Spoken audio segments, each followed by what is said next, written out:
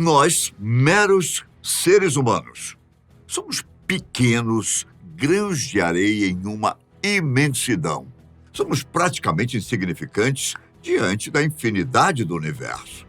Mesmo assim, nos aventuramos no espaço desde 4 de outubro de 1957, quando a União Soviética lançou o Sputnik, o primeiro satélite artificial a orbitar a Terra. Depois, os progressos em relação à viagem espacial foram surpreendentes, como a disputa acirrada entre os Estados Unidos e os soviéticos.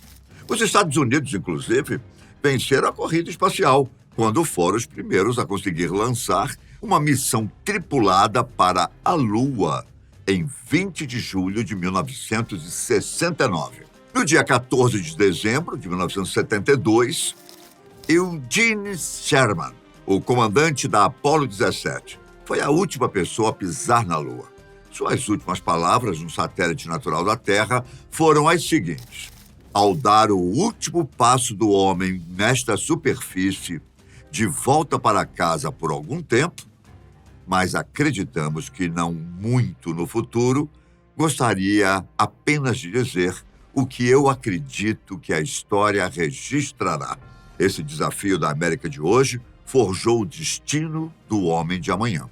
E ao deixarmos a Lua, partiremos como viemos. Se Deus quiser, como retornaremos. Paz e esperança para toda a humanidade. Boa sorte à tripulação da Apollo 17. Bom, mas se a última pessoa a pisar na Lua saiu de lá no começo dos anos 70, por que os humanos nunca mais voltaram lá? Se conseguimos essa façanha na década de 70, com muito menos recursos que temos hoje, certamente hoje essa façanha é ainda mais fácil.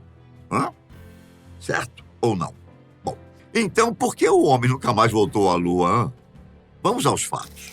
Antes de mais nada, você precisa entender melhor o contexto da época em que o homem pisou na Lua. Isso aconteceu durante o período da hostilidade política entre a União Soviética e os Estados Unidos. Um período que ficou conhecido como Guerra Fria. Por vários anos, as duas superpotências competiram para desenvolver mísseis chamados de mísseis balísticos intercontinentais, para transportar armas nucleares entre os continentes. A competição entre os dois países chegou ao auge com o lançamento do Sputnik. O satélite foi capaz de enviar bips de um transmissor de rádio. Depois de chegar ao espaço, o Sputnik orbitou a Terra uma vez a cada 96 minutos. Os bips do rádio podiam ser detectados no solo quando o satélite passava por cima.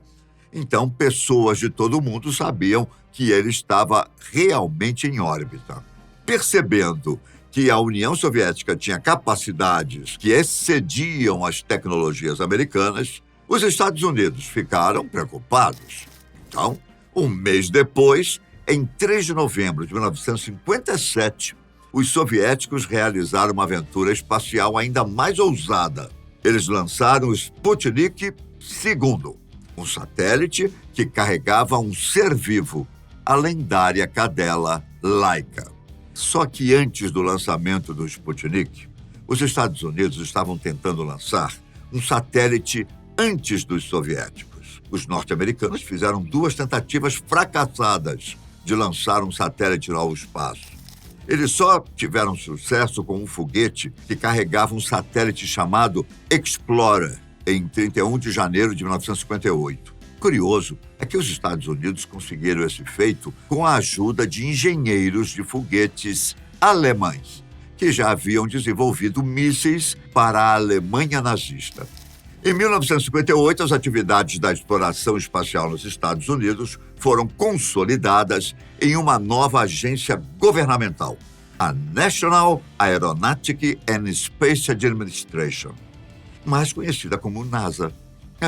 O primeiro ser humano no espaço foi o cosmonauta soviético Yuri Gagarin, que fez uma órbita ao redor da Terra em 12 de abril de 1961. Pouco mais de 3 semanas depois, a NASA lançou o astronauta Alan Shepard para o espaço. Não em um voo orbital, mas em uma trajetória suborbital, que é basicamente um voo que vai para o espaço, só que não dá uma volta completa na Terra. O voo suborbital de Shepard durou pouco mais de 15 minutos.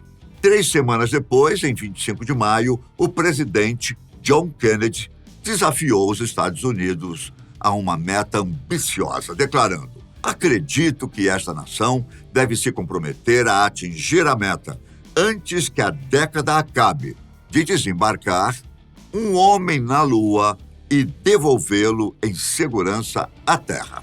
Até porque os dois países estavam em uma corrida espacial e a União Soviética estava em vantagem. Além de lançar o primeiro satélite artificial, o primeiro cachorro no espaço e o primeiro ser humano no espaço, a União Soviética alcançou outros marcos espaciais à frente dos Estados Unidos, que incluíram a Luna 2, que se tornou o primeiro objeto feito pelo homem a atingir a Lua em 1959. Além disso, pouco tempo depois do voo de Gagarin, em 1961, uma segunda missão humana soviética orbitou um cosmonauta ao redor da Terra por um dia inteiro. A União Soviética também realizou a primeira caminhada espacial e lançou a missão Vostok 6, que fez de Valentina Tereskova a primeira mulher a viajar para o espaço. Então, essa ambição dos Estados Unidos não envolvia apenas interesse em explorar a Lua, mas sim sair na frente do seu principal concorrente. Como eu disse, o mundo vivia a Guerra Fria e deixar os soviéticos em vantagem não era interessante. Porém, a década de 60 seria a era do ouro da NASA. Em 1969, na Apollo 11, os Estados Unidos enviaram os primeiros astronautas à Lua e Neil Armstrong se tornou o primeiro humano a pisar em sua superfície. Durante as missões terrestres, os astronautas coletaram amostras de rochas e poeira lunar, que os cientistas ainda estudam para aprender sobre a Lua. Além disso, após conseguir colocar um humano na Lua, a NASA também lançou um satélite de sondas espaciais que estudaram Vênus, Marte e Mercúrio. Diante de toda essa história, você deve estar se perguntando o que tudo isso tem a ver com o fato do homem não ter voltado à Lua, certo? Bom, veja bem, todo o contexto da época, os Estados Unidos precisavam urgentemente sair na frente da União Soviética, porque as duas maiores superpotências do mundo viviam em uma disputa acirrada, a famosa corrida espacial.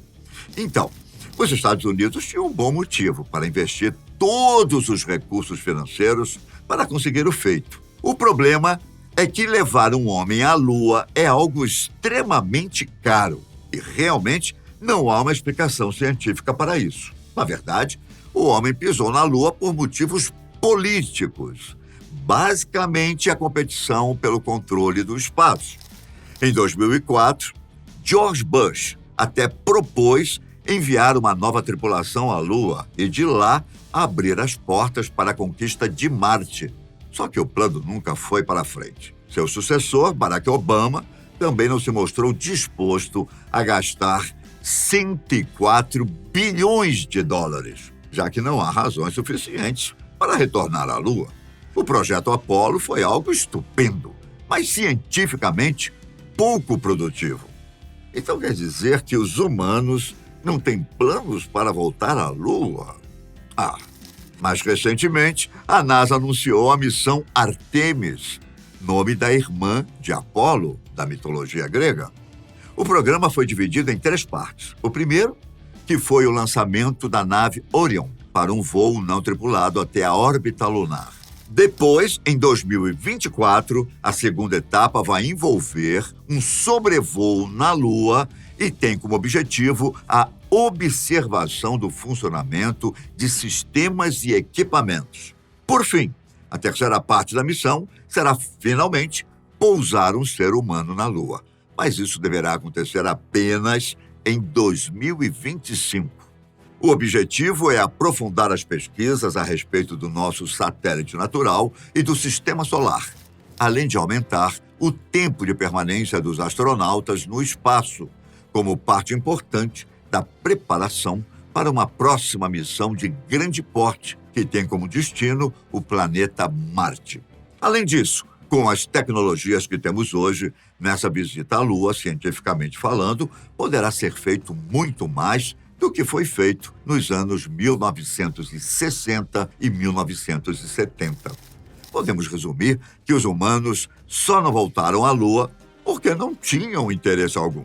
Contudo, agora, com os planos de ir para Marte, pode ser que a Lua seja uma espécie de laboratório para os humanos treinarem como é passar um longo período de tempo no espaço. O fato é que, em breve, veremos humanos na Lua novamente. E muita gente está ansiosa por esse momento. E você? Eu fico por aqui. Um grande abraço. Tchau.